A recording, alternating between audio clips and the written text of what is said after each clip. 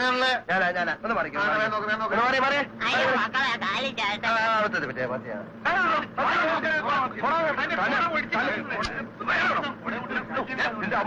ഇറങ്ങാനുള്ള ഒരു പ്രയാസം.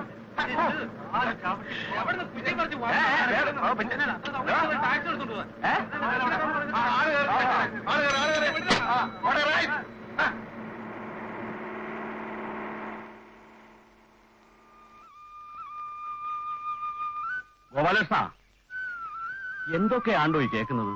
എന്തേ? അപ്പൊ ചെണ്ടകൊട്ടിലും പരസ്യപ്പെടുത്തലൊന്നും അറിഞ്ഞില്ലേ? കുട്ടിയോ?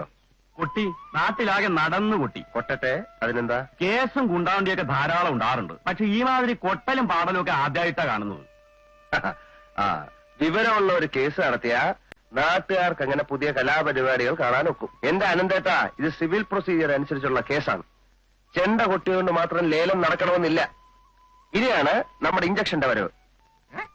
ഇഞ്ചക്ഷനാ? ഇഞ്ചക്ഷൻ എന്ന് പറഞ്ഞാൽ കുത്തിവെപ്പല്ല. ഒരു കണക്കിന് കുത്തിവെപ്പ് തന്നെ.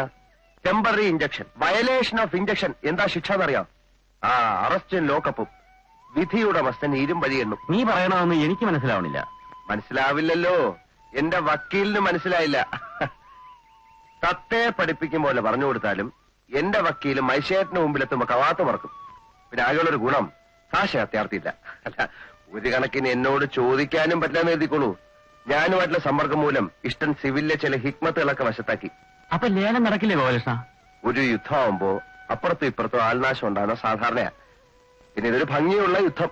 അത്രേ ഞാനിപ്പോ പറയുന്നുള്ളൂ. കാണാം.